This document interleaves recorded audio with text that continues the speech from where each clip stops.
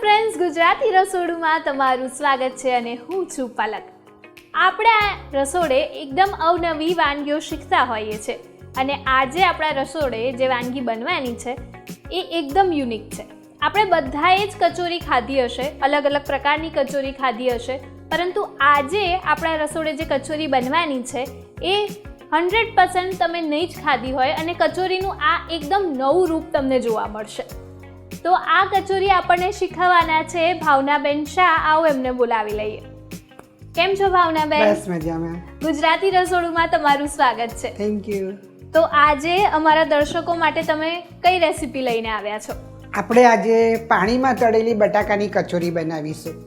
Okay, એટલે મેં તમને જે રીતે કીધું હતું કે કચોરીનું એક નવું જ રૂપ જોવા મળશે. એટલે આપણે મોસ્ટલી કચોરી તેલમાં જ તળતા હોઈએ આપણે, પણ આજે તેલની જગ્યાએ પાણીમાં તળીને આપણે એની કચોરી બનાવી છે. બહુ જ ઇન્ટરેસ્ટિંગ વાનગી છે. તો એના માટે કયા કયા ઇન્ગ્રેડિયન્ટ્સ જોઈશે? એમાં ઘઉંનો લોટ છે, બટાકા બાફેલા, પાણી, તેલ, ગળી ચટણી, દહીં, ગ્રીન ચટણી, કોથમીર, લીંબુ, કાજુ, ખાંડ, ટોપરાનું છીણ, સેવ, લાલ મરચું, હળદર, મીઠું, દ્રાક્ષ અને આદુ મરચાં. ઓકે, તો કચોરીના ઇન્ગ્રેડિયન્ટ્સ આપણે જોઈ લીધા. હવે બનાવવા માટે સૌથી પહેલાં શું કરીશું? આપણે પહેલાં લોટ બાંધીશું. આ ઘઉંનો જ લોટ છે. ઓકે, આપણે નોર્મલ રોટલીનો બનાવીએ ને એ જ છે. એટલે નોર્મલ આપણે જે કચોરીમાં મોટે ભાગે આપણે મેંદો યુઝ કરતા હોઈએ છીએ. હા, આ આપણે પાણીમાં તળવાની છે એટલે થોડો ઘઉંનો લઈએ તો આપણે જે રીતે દાળ ઢોકળી કેવી રીતે બનાવીએ છીએ અને દાળ ઢોકળી પાણીમાં ચડી જાય એવી રીતે આ પાણીમાં ચડી જશે. સ્વાદ અનુસાર મીઠું નાખીશું, થોડીક હળદર લઈશું. એકચ્યુઅલી આ મીઠા મરચાના પરોઠા બનાવીએ આપણે, થેપલા બનાવીએ એવો જ લોટ બાંધવાનો છે. એટલે આપણે જે દાળ ઢોકળીમાં જે ઢોકળી માટે પણ જે લોટ બંધાતો આપણે એમાં અજમો નાખીએ. આપણે એમાં અજમો નહીં નાખીએ કારણ કે પેલી કચોરી ભરવાની કદાચ ફાટી જાય એટલા માટે. 1 ચમચી જેટલું તેલ નાખીશું. આમાં ખાલી આ લોટમાં તેલ જાય છે એટલું જ તેલ ખાલી જવાનું, બીજું જરાક કે આમાં તેલ જશે નહીં. કચોરી મોટા ભાગે બધાના ઘરે બનતી હોય અને બહાર પણ આપણને અલગ અલગ ફોર્મમાં અલગ અલગ મોટી હોય. ઘણીવાર આપણે પ્યાઝની કચોરી હોય, દાળની કચોરી હોય, પણ આવી રીતે કોઈને વિચાર બી ના આવે કે આપણે એને તેલમાં તળીને કચોરી બનાવીએ. અને શું થાય કે જો આપણે દહીંવડા બનાવીએ છીએ તો દહીંવડા તળીએ તેલમાં પણ પછી પાણીમાં તો નાખીએ જ છે આપણે. એટલે જેવી રીતે દહીંવડા પાણીમાં નાખો અને એકદમ સોગી થઈ જાય એટલે આ તમે કચોરી પાણીમાં બહાર કાઢશો પછી થોડીક વાર ઠરવા દેવાની એટલે ઉપર દહીં ને બધું નાખવાનું છે એટલે કોઈને ખ્યાલ જ નહીં આવે કે તમને આ શેમાં કરી છે. દહીં નાખીશું એટલે આમે બી ફોગાઈ જાય. કોઈ ડાયટ કરતું હોય તો બી ચાલી જાય કે તેલ ઓછું વાપરતું હોય તો આ વસ્તુ તમને 2-3 કરી લો એટલે વાંધો ના આવે. અને કેવો લોટ બાંધો? હા, આપણે દાળ ઢોકળીનો જેવી રીતે લોટ બાંધીએ ને બસ એવો જ એકદમ મુલાયમ અને આપણે પૂરી વણી શકીએ એવો જ. અને બહુ કઠણ બી નહીં બાંધવાનો કારણ કે આપણે પૂરી ભરીએ કચોરી તો પછી ફાટી જાય. આપણે સ્ટફ દાળ ઢોકળી બનાવતા હોય છે હવે. બસ એમાં જે કચોરી બનાવીએ છીએ એ જ છે આપણે. ઓકે, પણ આપણે આને ચાટના સ્વરૂપમાં લઈએ છીએ. આપણે દાળ ઢોકળીમાં જે રીતે સ્ટફ કચોરી બનાવીએ છીએ એ જ છે, પણ આપણે આની અંદર દહીં ને ગળી ચટણી ને સેવ ને બધું નાખીશું એટલે એક ચાટનું સ્વરૂપ થઈ જશે. તેલથી કેળવી દઈશું.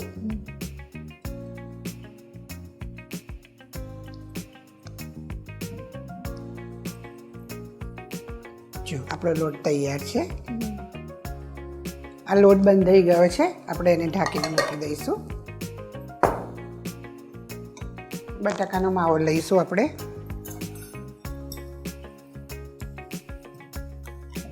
કેટલા નંગ બટાકા લીધા છે? 2-3 નંગ બટાકા છે. આપણે સ્વાદ અનુસાર મીઠું નાખીશું.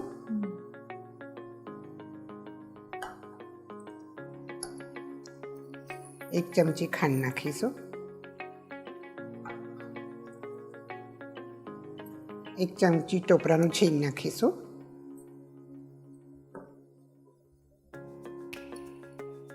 લીંબુનો રસ નાખીશું, આદુ મરચાં છે ઝીણા ક્રશ કરેલા, એટલે આપણે જે બટાકા વડાનો જે બસ બટાકા વડાનો માવો જ બનાવવાનો છે. અને તમારે આની અંદર વઘાર કરવો હોય તો વઘાર બી કરી શકાય. ઘણા બટાકા વડામાં વઘાર કરતા હોય છે, એ બી કરી શકાય. ના કરો તોય કંઈ વાંધો નહીં. આ કાજુ દ્રાક્ષ છે, થોડી કોથમીર નાખીશું, 1 ચમચી ટીસ્પૂન જેટલા આપણે લીધા છે કાજુ દ્રાક્ષ. હા, આ બટાકા વડાનો જ માવો બનાવવાનો છે. આમાં આપણે લીલું મરચું લીધું છે એટલે લાલ મરચાંનો ઉપયોગ નથી. ના, લાલ મરચાંનો ઉપયોગ નથી કર્યો આપણે. બરાબર એકદમ મેશ કરી દેવાના બટાકા. આમાં જો કોઈને લસણ ભાવતું હોય તો હા, લીલું લસણ નાખી શકાય. તમારે આની અંદર વટાણા ક્રશ કરીને નાખવા હોય તોય નાખાય, મકાઈ નાખવી હોય તો પણ નખાય. અને આપણે પેલું તળવાનું નથી ને એટલે આપણે એકલા બટાકા લીધા છે. કારણ કે તમે વટાણા કે તુવેર નાખો ને તો તેલમાં સાતળીને નાખવું પડે. કાચું નાખો તો નહીં મજા આવે. આપણે આના નાના નાના બોલ બનાવી દઈશું.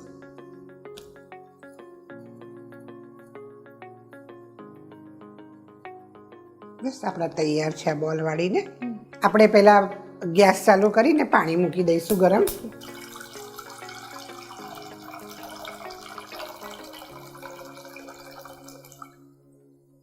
પાણીને છે ને એકદમ બોઇલ થવા દેવાનું, પછી જ નાખવાની. નહીંતર પાણી જો ગરમ નહીં થાય ને તમે નાખશો ને તો અંદર ઠીંગરાઈ જશે, એટલે પછી બફાશે નહીં. ઓકે, નોર્મલી આપણે કચોરી તળતી વખતે તેલ ગરમ કરતા હોય છે, આજે આપણે પાણી ગરમ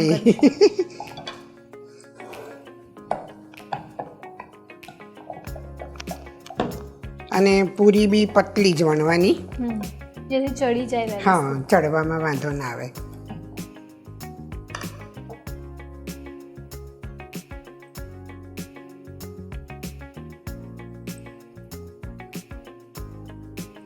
આ ઉપરનો બધો લોટ કાઢી લેવાનો, એટલે લોટ બિલકુલ લાગે નહીં તમને.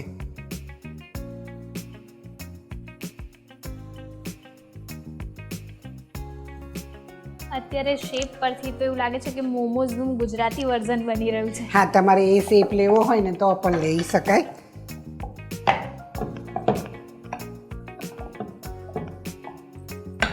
પણ આપણે છે ને કોઈને ખ્યાલ ના આવે એટલે આપણે દહીં ને ગળી ચટણી અંદર લગાવીશું એટલે કોઈને ખબર નહીં પડે કે આ તળ્યું છે કે બાફેલું છે. બધાને એવું થાય કે દહીં નાખ્યું છે એટલે ફોગઈ ગયું હશે. છે એ જ વાનગી જે આપણે નોર્મલી બનાવતા હોય, પણ એને અલગ ફોર્મમાં અને એને કોમ્બિનેશન કરીને આપણે અત્યારે બનાવી રહ્યા છે. એટલે બટાકા વડા બી બનતા હોય, આપણે તીખી પૂરીનો આવી રીતે લોટ બાંધીને તીખી પૂરી કે ભાખરી બી બનતી હોય, અને કચોરી પણ બનતી હોય. બધાનું ભેગું કરીને આપણે અલગ રૂપ આપ્યું. અને અત્યારે નાના છોકરાઓથી માંડીને બધાને એવું થાય કે તળેલી વસ્તુ ઓછી ખાઈએ તો સારું. તો આ એક વસ્તુ આપણને એમ થઈ જાય કે આમ ચાટ બી બની જાય ને. અને આમાં આપણે ખાલી ઘઉંનો લોટ જ લઈ શકીએ. મેંદો લઈએ તો એને પછી ચડવામાં વાર લાગે. મેંદો લો વાંધો ના આવે, પણ મેંદાની વસ્તુ ચવડ લાગે તમને, અને ઘઉંની વસ્તુ એકદમ સોફ્ટ લાગે. અને ઘઉંને ચડતા બી વાર ના લાગે ને તમે કદાચ ખાઓ ને તો તમને પેટમાં દુખવાનું કે એવું ના થાય. અને મેંદો તમે બરાબર ના ચડ્યો હોય ને તો તમને પ્રોબ્લેમ કરે. એટલે મેંદો ના ચાલે, ઘઉંનો જ લોટ જોઈએ. હા, તમે હજુ મલ્ટીગ્રેન લોટ લો ને તો વાંધો નહીં. એકદમ પાણીમાં બબલ આવે પછી જ નાખવાની આપણે. અને આનું જે મિશ્રણ આપણે જે અંદર માવો બનાવ્યો છે એ બનાવતી વખતે એટલું ધ્યાન રાખવાનું કે એને આપણે તળવાની નથી, આવી રીતે સ્ટફ કરવાની છે. એટલે કંઈ આપણે એમાં ચેન્જ કરવા હોય તો એવા જ ઇન્ગ્રેડિયન્ટ્સ લેવાના કે જે ફટાફટ અંદર થઈ જાય. હા, ધારો કે તમને એવું થાય કે મારે અંદર તુવેરના દાણા નાખવા છે તો ક્રશ કરીને એને પહેલાં શેકી નાખવાના, અને પછી તમે એની અંદર માવો નાખો તો વાંધો ના આવે. એવી રીતે બોઇલ કરેલા કોર્ન પણ હા, બોઇલ કરીને નાખવું પડે. તમે અંદર ધારો કે લીલા વટાણા નાખવા છે તો એ તમારે બોઇલ કરીને જ નાખવા પડે. જો પાણી એકદમ સરસ થઈ ગયું ને હવે આપણે જ્યારે નાખીએ ને ત્યારે આ ભાગ નીચે જવા દેવાનો, કારણ કે એને ચડતા વધારે વાર લાગે. જો થોડીક વાર થશે ને એટલે તરત તરીને ઉપર આવી જશે. જો ધીમે ધીમે ઉપર આવીને વચ્ચે વળી એવી રીતે બધી થોડીક વાર થશે ને એટલે ઉપર જ આવી જશે. આને કેટલી વાર સુધી આવી રીતે આપણે કેતે ખબર પડે? 5 મિનિટ તો રાખવાની છે. આ છે ને ઉપર તરવા જ માંડશે પણ 5 મિનિટ તો રાખવાની છે, કારણ કે જે લોટ છે એ પણ હા લોટ પ્રોપર બફાવવો જોઈએ. એટલે જ્યારે આપણે તેલમાં તળતા હોય ને તો આપણને કલર ચેન્જ થાય, ઉપર ક્રિસ્પી થાય એટલે ખબર પડે. પણ આમાં જે છે એ આપણે થોડુંક હા, અને જો આ તળીનો જો ઉપર આવી ગઈ ને બફાઈ ગઈ ને એટલે જો આ બફાઈ વસ્તુ એટલે ઉપર તરવા માંડે, પછી એને આપણે પલટાઈ દેવાની. જેવી રીતે બફાઈ જશે ને એટલે ઉપર તરવા માંડશે. જો તરવા માંડીને ઉપર, છતાંય 5 મિનિટ તો રાખવાની છે. આપણે મોદક બી આવી રીતે બાફીને બનાવતા હોય છે. હા હા, એનો શેપ પણ આવી રીતે હોય છે. અને ફાસ્ટ જ ગેસ રાખવાનો અને પાણી એકદમ ઉકળવું. હા, એકદમ ઉકળવા દેવાનું, કારણ કે ફાસ્ટ ગેસ હશે ને તો જલ્દી ચડશે. એમ જો આખી તળવા મળી ને ઉપર, એટલે જો ઉપરની જે આપણે પડ બનાવી છે, જે પૂરી વણી હતી, એ સહેજ પણ જાડી ના રહે. હા, જાડી નહીં રાખવાની, કારણ કે જેટલું જાડું હોય એટલું ચડવામાં, અને તમે ખાઓ ને તો તમને કાચું લોટ ખાતા હો ને એવું લાગશે. અને આ પતલી હશે ને તો તમારે જો તરત જ કલર બદલાઈ જશે. બદલાઈ ગયો ને? આપણે દાળ ઢોકળી કેવી રીતે કરીએ છીએ તમને તરત જ ખ્યાલ આવી જશે. બસ બંધ કરી દેજો. આને આપણે સેટ ઠરવા દેવાની, પછી સેજ કાપા પાડીને આપણે એને ચાટના સ્વરૂપમાં સર્વ કરીશું.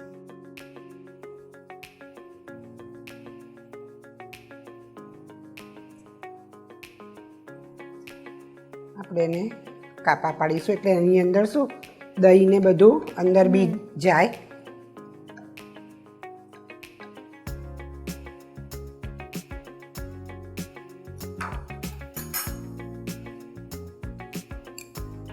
આપણે ખજૂર આમલીની ચટણી છે.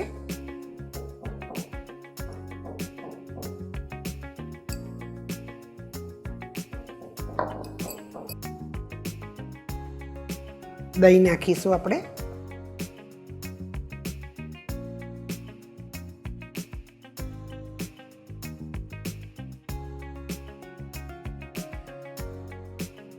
આપણે ગ્રીન ચટણી નાખીશું.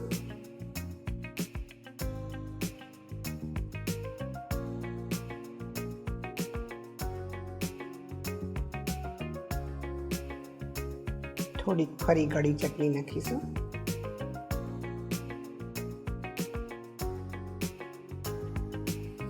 સેવ નાખીશું.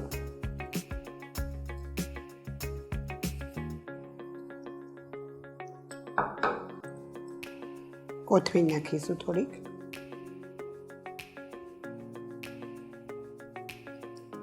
તો તૈયાર છે આ પાણીમાં તળેલી બટાકાની કચોરી.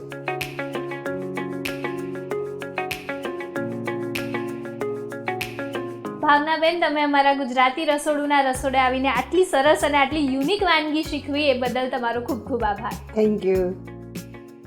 જો તમે તમારી રેસિપી અમારા ગુજરાતી રસોડુના રસોડે બનાવવા ઈચ્છો છો તો અત્યારે જ તમારી રેસિપી અને તેના ફોટા અમને અમારા WhatsApp નંબર 8238234001 પર મોકલી આપો, અથવા તમે તમારી રેસિપી અમને ઈમેલ પણ કરી શકો છો. અમારું ઈમેલ આઈડી છે recipe@gujaratirasodhu.com.